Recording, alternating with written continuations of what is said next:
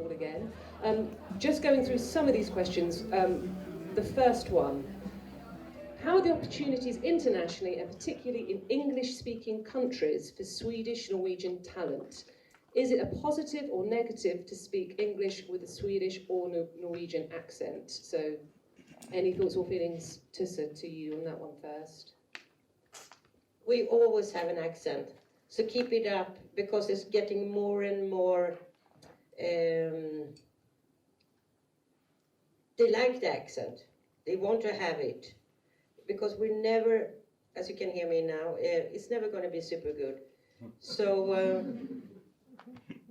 even, you know, all the actors like Stellan Skarsgård, he always plays somebody from another country. He's a Russian, he's a German, or he in River they put him in a, he played Swedish there, I think.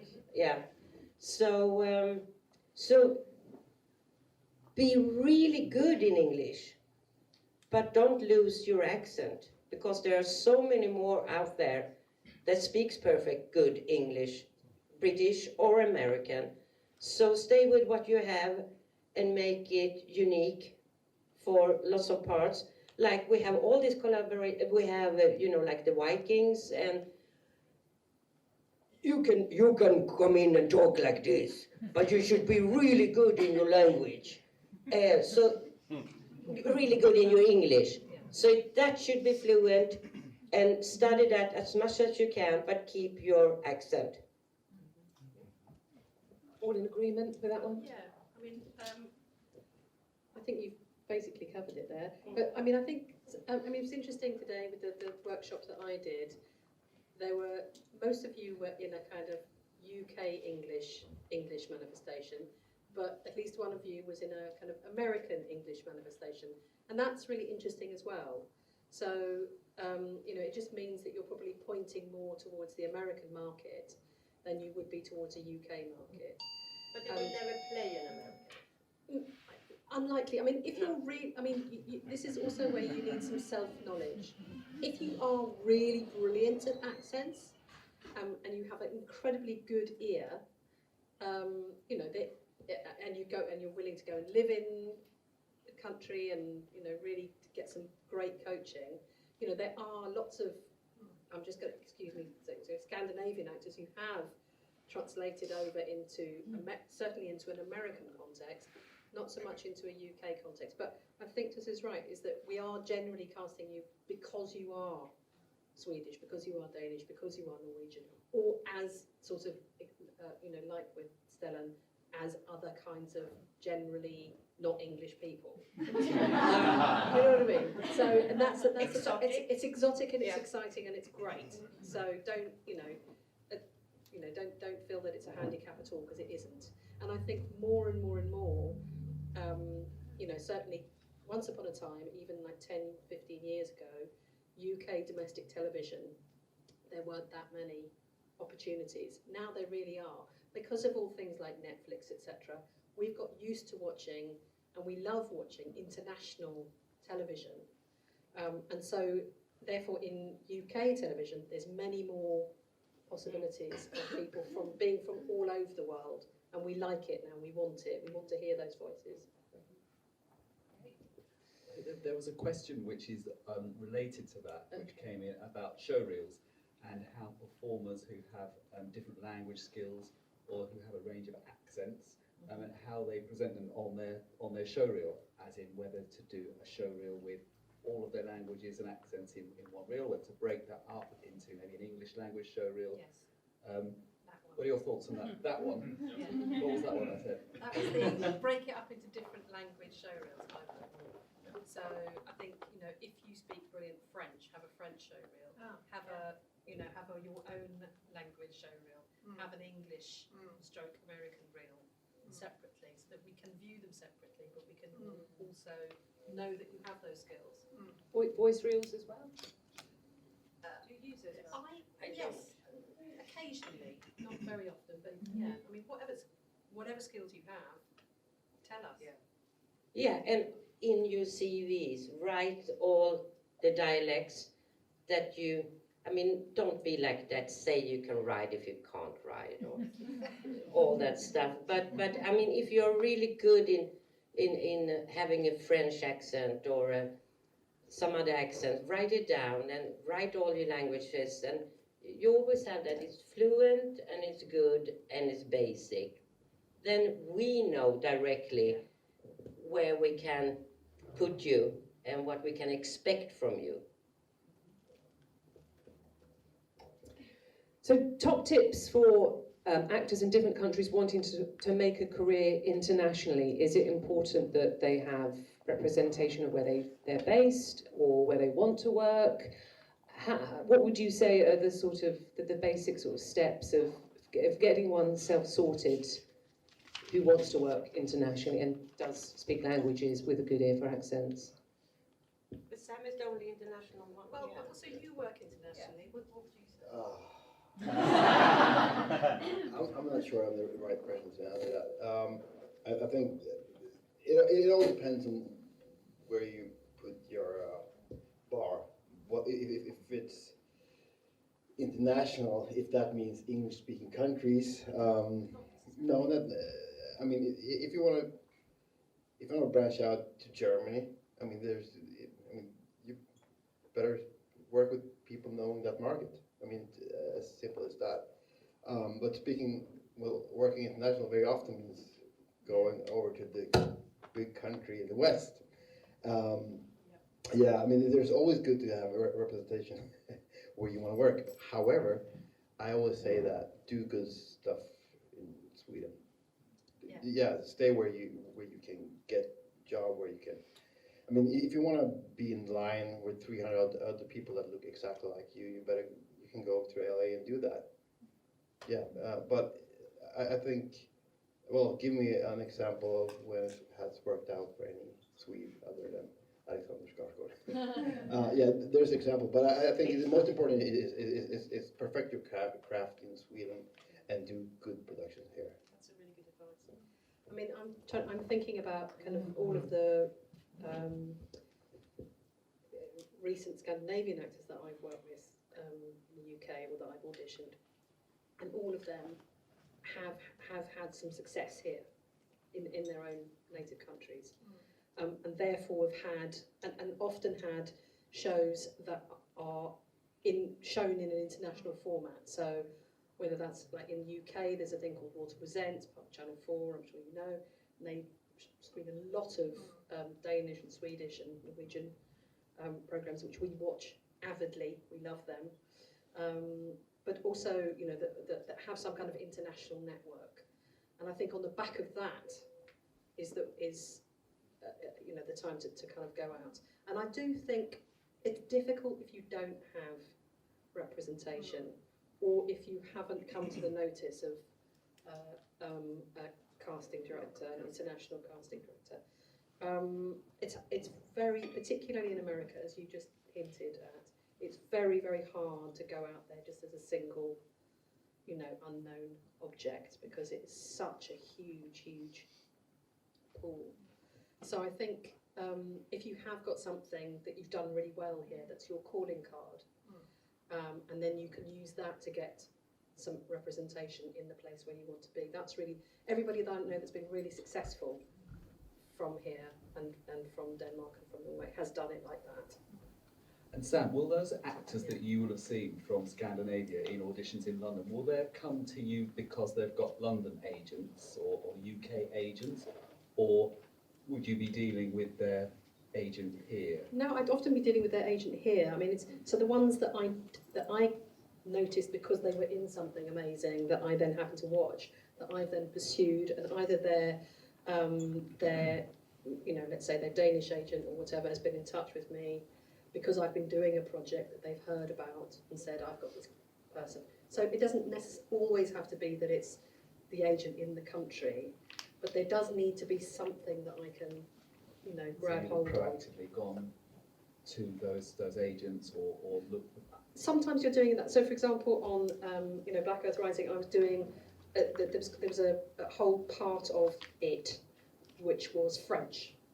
I was needing French actors. I know quite a lot about French actors, but not everything. So I did a lot of research, and then I contacted all the French agents who were any good, and I spoke to them and, you know, got a lot of material from them and I winnowed that down, and so I was actively, you know, casting in that place, as well as kind of getting French actors internationally, you know, the ones that were known, because obviously we needed some well-known ones as well.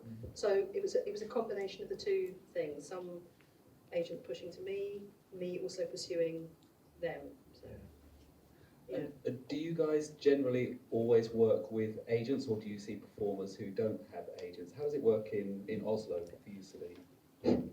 In Oslo, we have very few agents. We work directly with actors normally, and the agents do like a good, what do you call it? The deals? The deals, yeah. So all I do is I work directly with the actors, so always. And is it the same when you're working beyond Oslo, when you're working in the broader Scandinavian market? Well, I contact, for example, Tusse. I work with the Danish casters and Swedish casters on special projects. Back to self-tapes, just a question that comes up again and again. If you could name one thing that you miss in self-tapes or wished actors understood about them, what would it be? Is there anything that you sometimes think actors miss a huge trick? Yeah, I would like to say something about that. I often think when you're going to do a self-tape, you don't have anyone to work with. So normally when you work with a caster, you are in interaction with the caster and working and doing things again and again and working together, or you're working with a director, you get lots of advices, but when you're all alone in a room, I think it's important to choose a reader that is either kind of very neutral, just give you the lines, or a very, very good colleague. Because you have to do it, you have to make everything yourself. So it's different in that way that you have to know very well why you do things, who you're talking to, what it means to you. You have to use yourself more than you have to do in interaction with someone else.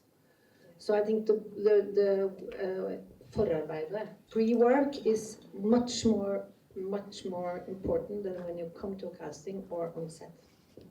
But I also suggest a lot that try to find a little community where you help each other. You're all actors. I mean, one actor gets a self-tape for a foreign country, and he calls his friends and says, "Can you help me? One is filming, one is reading against." And then you work around, and next time it's the photographer's time to have a part, or try for a part. So you try to work together, and you're so good in all the techniques now, 10 times better than I will never be. So you can do a tremendous job if you work together and if you help each other out, and try to find some good buddies around you to do that. I was talking to the people in my little workshop about this as well, because the other benefits of that are twofold. One is, if you work together and band together, you can get really good equipment, some really good lighting, because it's expensive if you're doing it all by yourself. But if you come together as a group, as a little sort of commune of self-tapery, then you can get some really good stuff, you can get some really good backgrounds, you can get some good lighting, and it's not so expensive or difficult.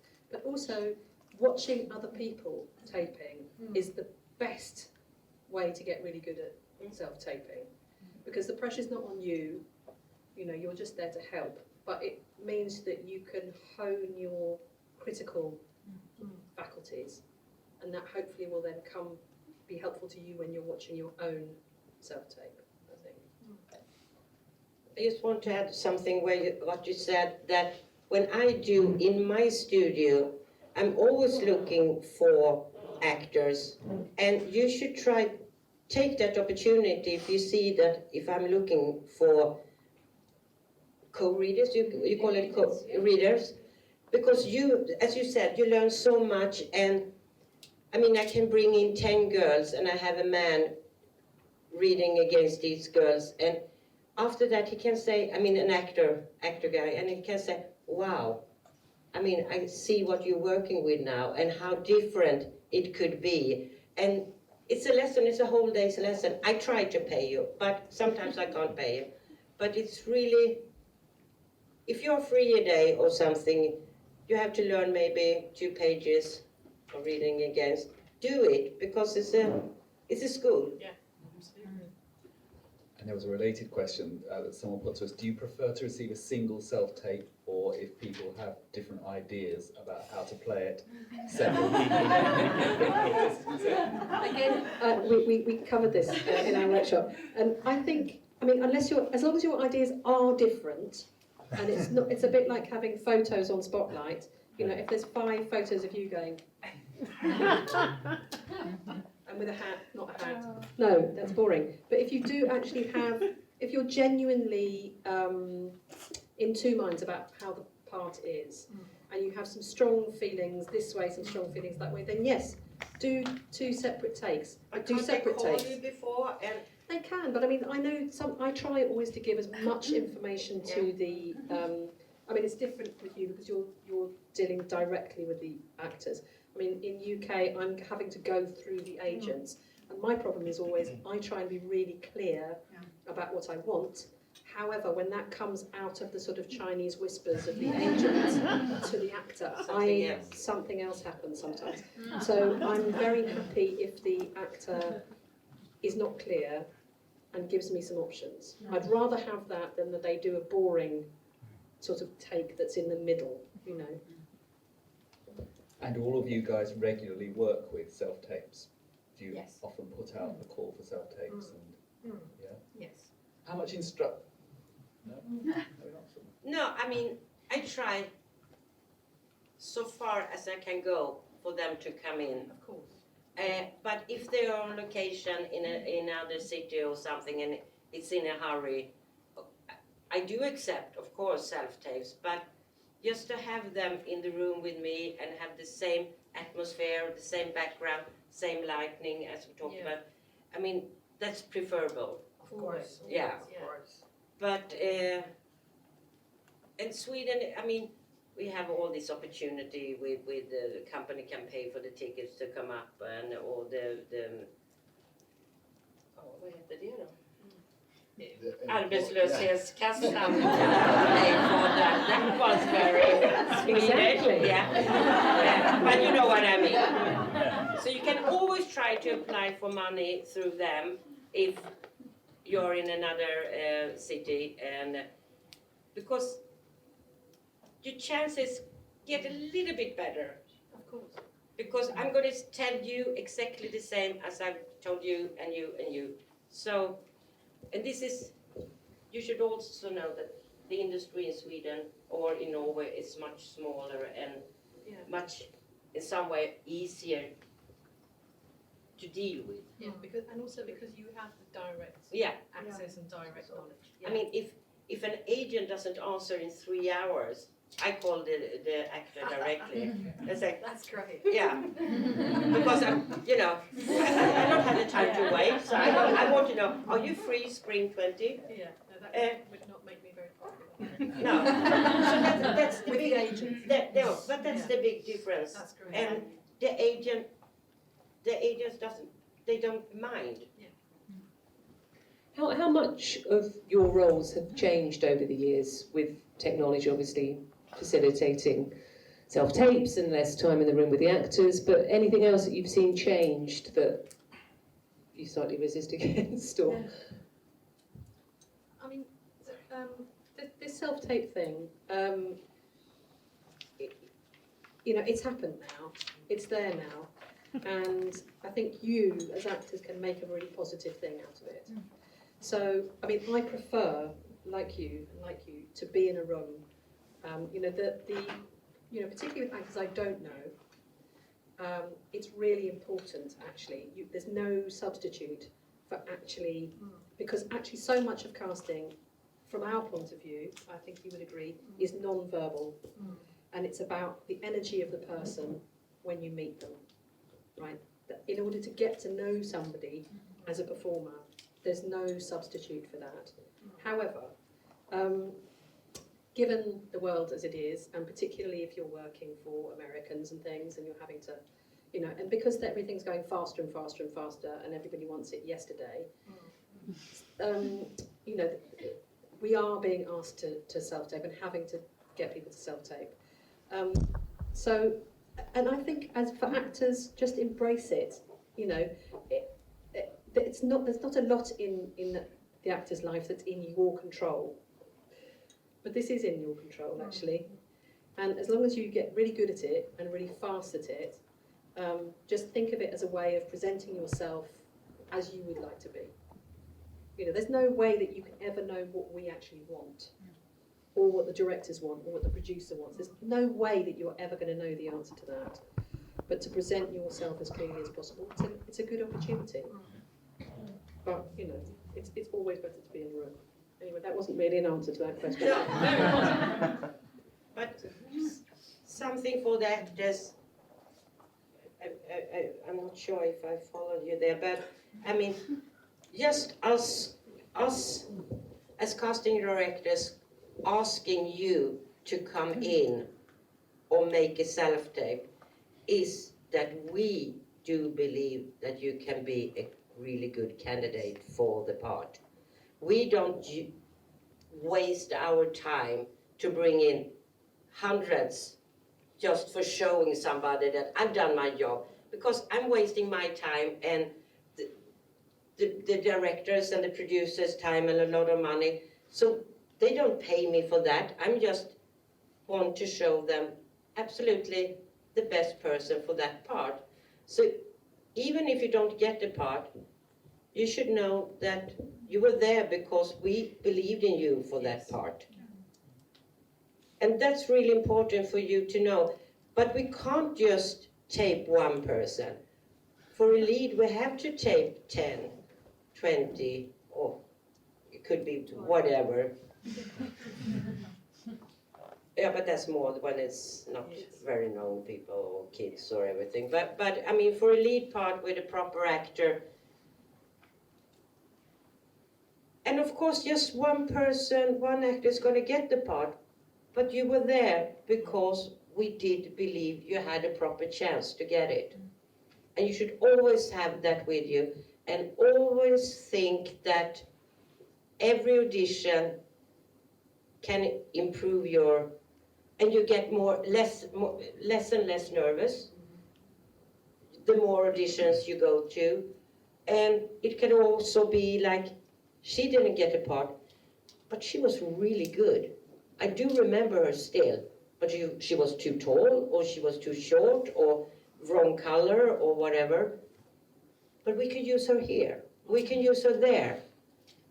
So think it is as a positive thing every time we call you in for an audition.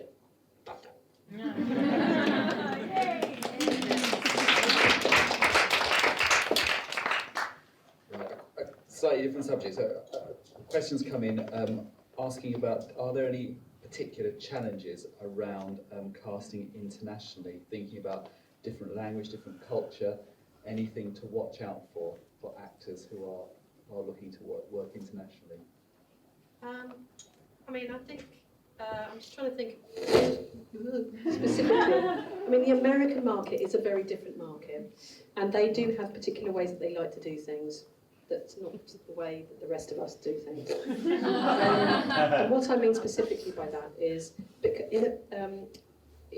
so classically in America, you know, for television, there's a thing called, as I'm sure you all know, pilot season. And during the horror that is pilot season, actors will tape for, you know, hundreds of things. Is that now? Isn't it now? No, it's normally sort of January, February, March kind of time. Okay. Yeah. And you know, people will go up for dozens of things, sometimes like 5 in a day. I mean, really, and it is like a conveyor belt, and what they are expecting when you walk in the door is that you will go straight in. There won't be a nice jolly chat about how are you and none of that. How are you, kids? Yeah, no, never. They don't care. You will go in. You're expected to sort of kind of come in being the person that you are auditioning for. There's not really a transition between you, actor, you doing the part. And it's more or less kind of like ready, steady, go, do it, you know. And they will expect you to be 100% off book. Right, in every single one of these meetings, you must be totally, totally off book. What does that mean? It means you must know your lines perfectly. There's no reading the lines in the room.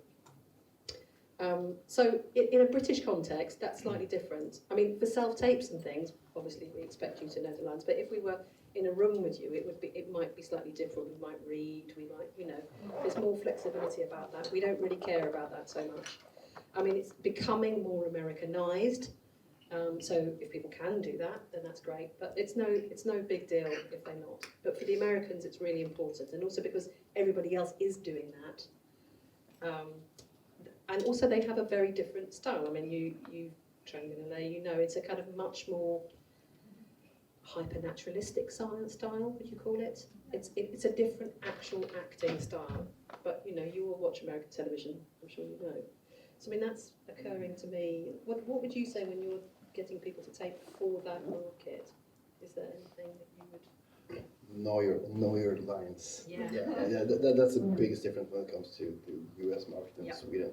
Like, you come to me, I don't care about lines at all. But that's my way of working, and the US is another way. But if anybody wants to prepare for a Japanese casting, they can come to me. That's special.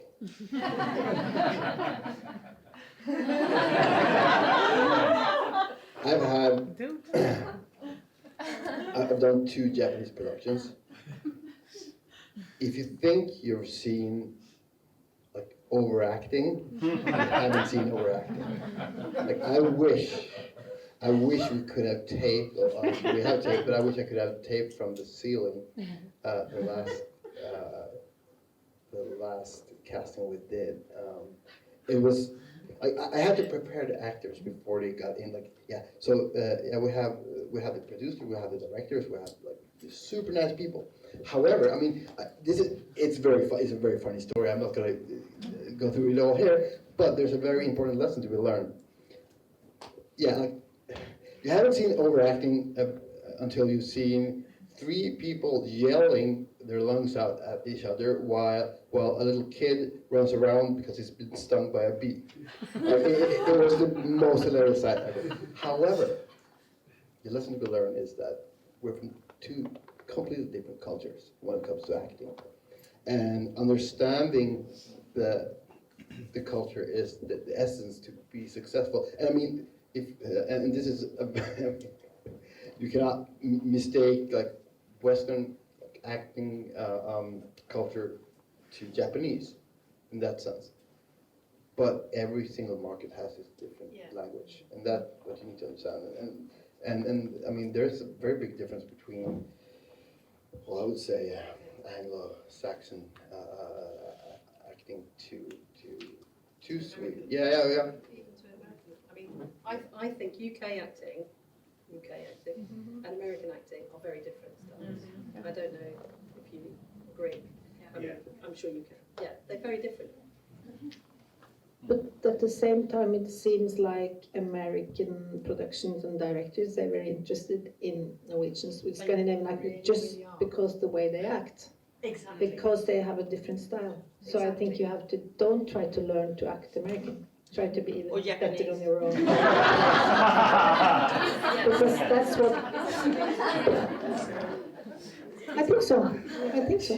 Because we're all different. We have a different style, different way of doing it. We love your style. Yeah, you know, they do. we love watching your programs. We love it. You know, so... And we love downtown. So don't try to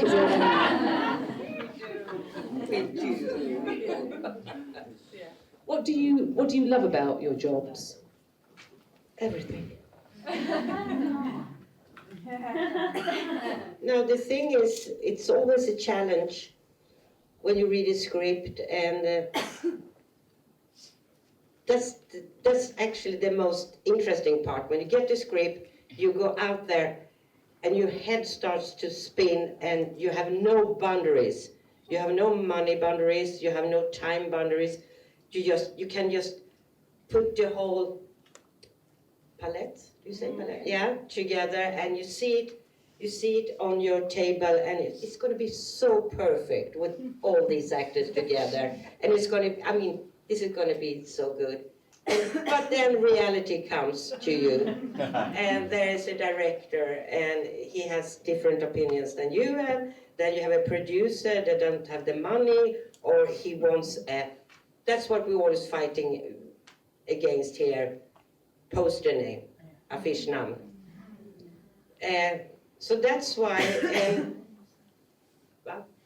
What's the name on the poster? You know, you want a big name on the poster, a star attached to the project to sell it. And that becomes a little bit of a catch-22 for you, moment 22. Is that to be a big name, you have to start somewhere. And you should know that we are all on your side there. We fight for you all the time. That's what we want. We want to find somebody new. We want to break somebody.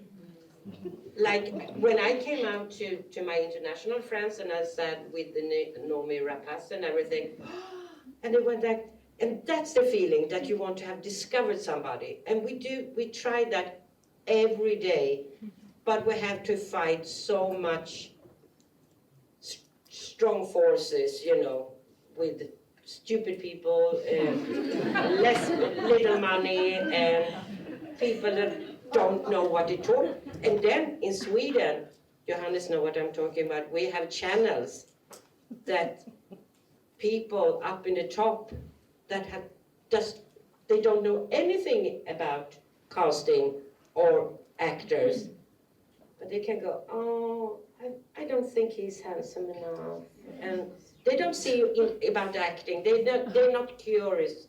They don't want to find and break and do something new. They just go, and then we see a lot of boring shows in this. I'm looking. I can look at myself. Yeah. I'm with you. Yeah. You know exactly what I'm talking about. So this is something that we struggle, maybe in Norway as well. I think. I mean, they want big enough. Yeah. Yeah, exactly. Which actually leads us to a question that we've been asked. What would you like to change about the industry and your jobs, apart from less stupid people? Yeah. More money. More curious people. Or curious people? No, curious. Who are you? Maybe we could make you a star. Maybe can you? You know. Yeah. I think a lot is changing in some good ways, actually. I think certainly in terms of kind of representation, more interesting into multicultural representation, but class representation, representation of disabilities and things like that. That's really changing a lot, and that's a really good thing, because the more that what we're watching looks like the world that we live in, the better it is. It can only be better. And I think what I'd like to change is more writers and directors. We are actually at the forefront of doing the good stuff and making the visual representation of the actors on screen more representative. But what isn't changing so fast, I think, are that the writers are also representative, that the producers are representative, that the executives are representative, that the heads of the channel are representative. And it's really only when those ones change that the rest of it's going to properly change, I think. So right. Been a sea change, but it's taken a long time. Yeah, but it's Go all slow, about what slow. it looks like, not what actually whose story are we telling, who's writing the story, really. And I think that's But that's one aspect of the whole thing. I would say, for me, it would be the biggest and most important thing. I mean, I can only speak for Sweden, basically. I would like to. It's very easy. I would like that skill would be the only variable when it comes to casting. That would be my dream world if we're talking a utopia. Yeah, like Tusse said. She just talked about the best aspect of being a casting director. The worst aspect, and one of the worst, is when it obviously isn't skill that are making the choice. Like I've been in a situation where like it's obvious, like we have option A and option B. Option B might not be a worse actor, but option A is definitely more suitable for the role, but option B is a name.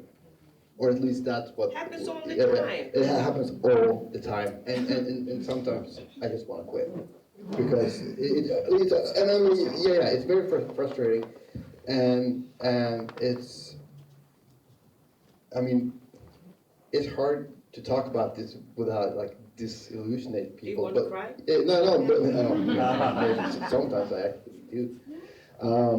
But I mean, when networking is more important than what you do in front of the camera, then it just it can be very, very depressing sometimes. And if we could just change everything to be a skill merit business, then nobody would be more happy than me. Should we ask the audience for any questions? Any questions to anyone? Shall I just be the roving? Will you be the guy? Yeah. Good guy.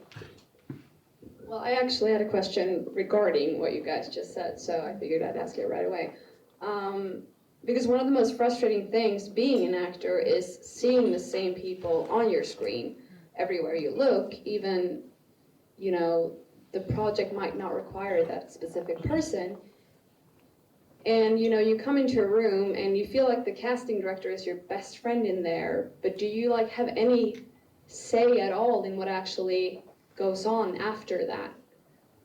Because I feel like that's equally frustrating for you guys as it was, right? Look, it's very different, and it's for project by project thing. Yeah. So sometimes I'm just a person just managing logistics. And in some projects, I have a say. I don't decide, but I can manipulate people. Okay,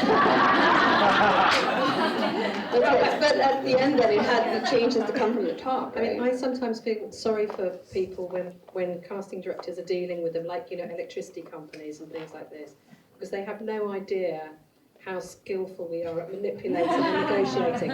So I always feel a little bit sorry when I'm, you know, having to kind of renegotiate my telephone bill or something. 'Cause I think, yeah, you're going to lose and I'm going to win.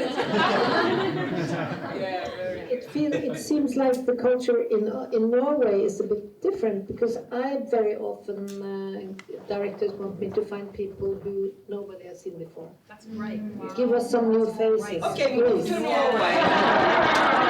Lots of new faces, yeah. That's great. It sounds different, because in the TV business, it's more like you tell, I think, but that's via SAT channel for, I don't know all these channels.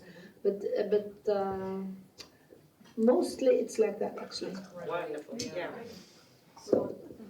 I was in 2 meetings today. I'm starting 2 productions. And What did you say? I was in 2 meetings today with 2 different production companies for 2 different productions, and they said exactly the same thing. We want to see new faces. And I told them, I've heard this before, and I know how it's going to end up. And yeah, and everybody, it was like, you know, the elephant in the room. Like, yeah, we know. But we want you to find new people. Yeah. I will do my best.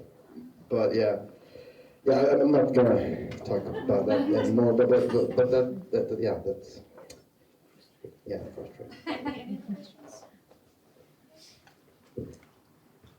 Hi. I guess I have a question about how sort of pushy we can be as actors. You know, say there's a project that you're working on that I really want to work on, and maybe my agent has submitted me, and I've sent you an email. How many emails can I send? Or, you know, how is it sort of a positive thing to be pushy about a project, or would you rather? I mean, not too pushy, because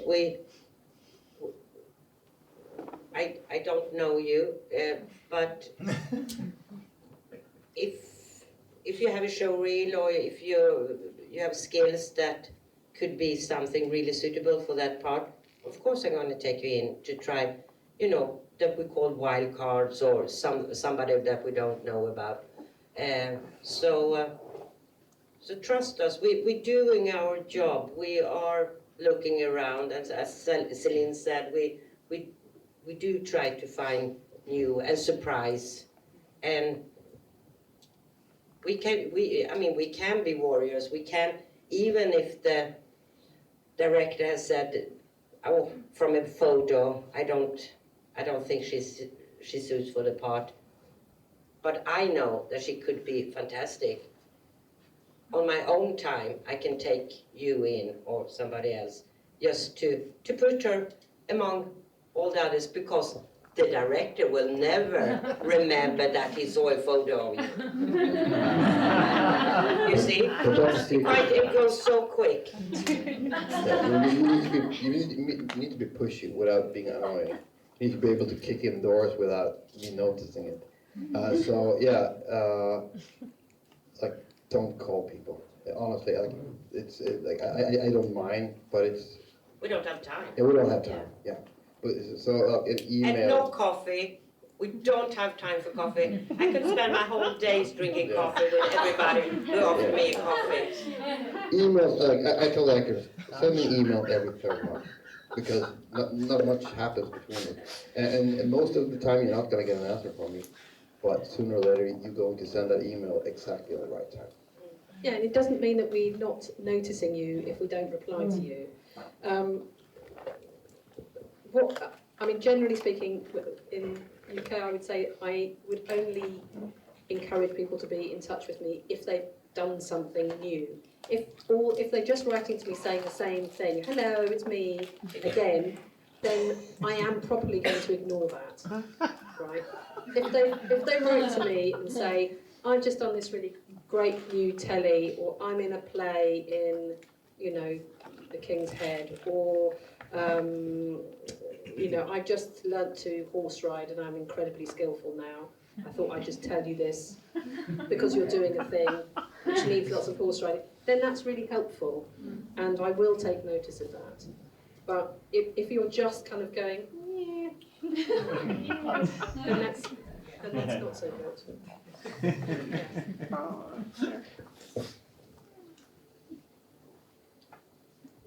And any more of it? Man behind on your list. Yeah, I have a question. Say, for instance, I get an audition, I send my self-tape. How important is it that I have a web page, my IMDb is up to date? I don't know, my social media is great. How important? Do you guys check into that, or is it like? I don't understand. No.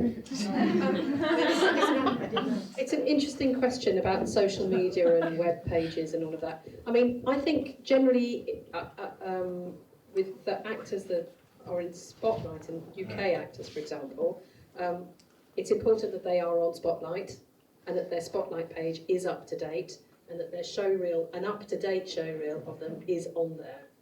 Because that's your main kind of selling platform, as it were, and it's the thing that I will refer to over and over again. And you are in charge of that, so, if it's not up to date, that's your fault. The social media thing is a very interesting one. There are some, I haven't encountered it, thank God, very much. But there are some reductions. We want a YouTuber. Yeah, there are some reductions that are, I know some of my colleagues that are being asked to cast in that way now.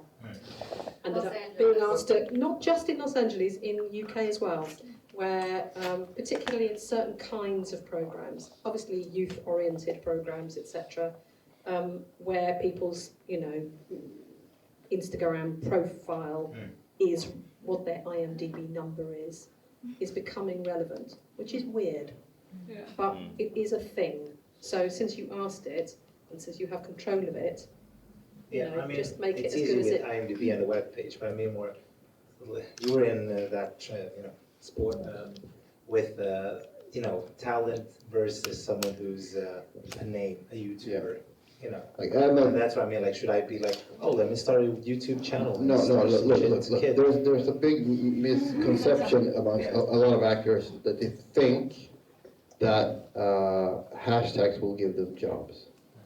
You all know it, right? It's not. I don't care.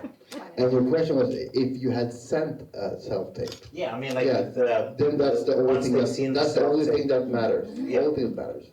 I'm not gonna Google you. I don't have Yeah. time. The only thing that matters for me personally, I can only speak for myself, that's what you have presented for me in that particular video with the instructions. That's it. I don't care what you do in your free time. I only care what happens in front of the camera. We have 5 more minutes, so just one more question, possibly. So I'm going to go over to this side of the room, because I've left you guys and gals. Okay, so if you have lots of experience, and but mainly maybe theater, and you've been so fed up with the system, so you don't even have an agent, what should you do to become that new breakout face that no one knows but have the skills? No, but if you are in a play, always invite us to come and see the play, and if we have the time, we come, and then we can see you perform on stage, and that's a good beginning.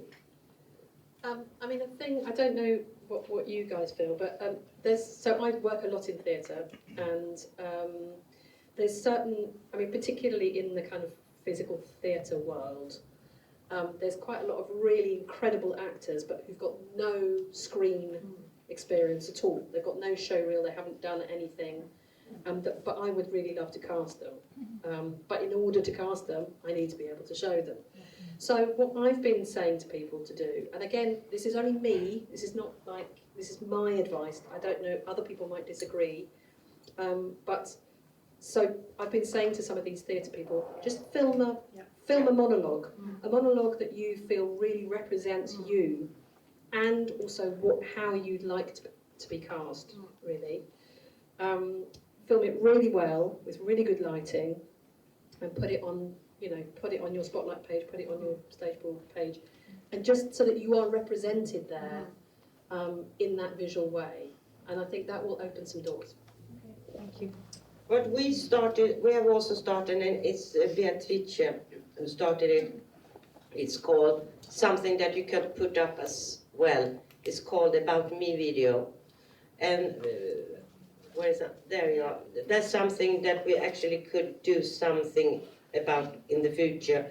It's not that you say, hello, my name is, I'm come from there and here and age and everything. You talk for 2 minutes about something that really is close to you. It could be your twin sister, it could be baking a pie, it could be out picking mushrooms, but something that you're really passionate about. And then you skip all this presenting yourself. You just go into that specific subject. I had one really good thing. This guy who he pretended he was not smoking in front of his girlfriend. So he was trying to hide the smoking from her, and he was talking about that for 2 hours, 2 minutes. And it was so interesting, and you remember him from that. Exactly. And That's a great idea. It is a great idea, and we have been starting to work more and more, especially for you that don't have, because a monologue can be quite boring also. Yeah, it's true. And it could be very theatrical and everything. Yeah. But here, just talk about something that's really, And when I found that mushroom, I found my awful, on the ground, and I was just watching it, and it could be so much. I don't need that. No, that's really interestingly, it's a linked thing to that. So on this particular thing that I'm doing at the moment, it's a television thing, there's quite a lot of parts in it which are small, and the lines are impossible to audition for because it's so bitty. So I've just been making people do improv, and it's great. So good. It's so much more exciting than watching the actual lines. So I've just been saying. So imagine if you were imagine if you come home and then you saw her and your wife, whatever, and then we just we make an improv, and it's exactly what you're saying, because you see the essence of that person in a really exciting way. You see, and you see the actor's creativity, and that's the thing that we want to see. Yeah. I think we've come to the end. I'm so sorry we had to clear this room, but I'd like to thank you all for coming here very much, and of course I'd like to thank all of our wonderful casting directors here today.